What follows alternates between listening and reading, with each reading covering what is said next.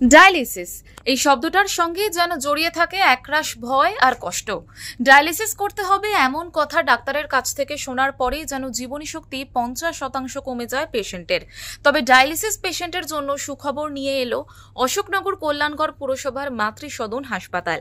গতানুগতিক পদ্ধতি নয়, ভাস্কুলার সার্জারির মাধ্যমে ডায়ালিসিস করলেন এই হাসপাতালের চিকিৎসকেরা।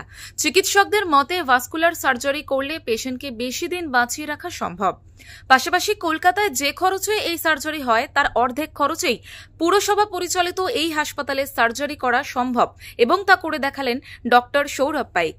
শিরা ও ধমনীর সংযোগ করে বিশেষ অপারেশনের মাধ্যমে চ্যানেল তৈরি করা হয়। এই চ্যানেলের মাধ্যমে অপারেশনের 4 থেকে 6 সপ্তাহ পরে ডায়ালিসিস করা যাবে বলে জানালেন চিকিৎসক। এক ধরনের ভাস্কুলার সার্জারি এই লোকাল যে এরিয়াটা একটা বিস্তীর্ণ এলাকার মানুষের বহু মানুষ আছেন যারা কিডনির অসুখে ভুগছেন। ডায়ালিসিসের জন্য তাদেরকে অনেক জায়গায় ঢুকতে হয় এবং একটা মানুষের ডায়ালিসিস করার জন্য কিছু ভ্যাসকুলার অ্যাক্সেস করার প্রয়োজন হয়।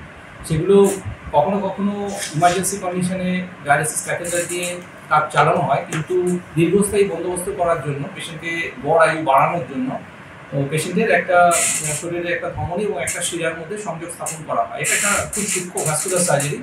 এই অপারেশনটার সুবিধা হচ্ছে যদি সঠিকভাবে অপারেশনটা করা হয় এবং পেশেন্টকে যদি ঠিকঠাক উন্ড ম্যানেজমেন্ট করা হয়, তাহলে যে চ্যানেলটা তৈরি হয়, ভ্যাসকুলার অ্যাক্সেসটা তৈরি হয়, এটা খুব দীর্ঘমেয়াদী থাকে এবং এটা স্থিতিস্থাপক এবং এতে করে পেশেন্টের ডায়ালিসিস করার অনেক সুবিধাও হয় এবং পেশেন্টের গড় আয়ু এতে অনেকটা বাড়ে। আমাদের স্বাস্থ্যসাথী প্রজেক্টে আমি যতটুকু জানি এই প্যাকেজ হচ্ছে প্রায় 20,000 টাকা।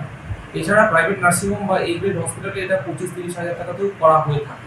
এখানে যেহেতু এটা একটা পাবলিক প্রপার্টি মিউনিসিপ্যাল হসপিটাল, এখানে প্রায় অর্ধেক খরচে এটা করা যেতে পারে।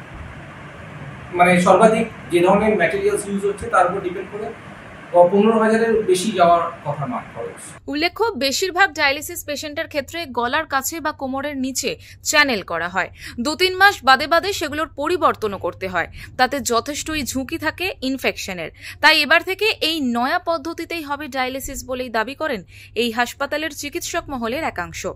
প্রতীতি ঘোষের রিপোর্ট, ওঙ্কার বাংলা।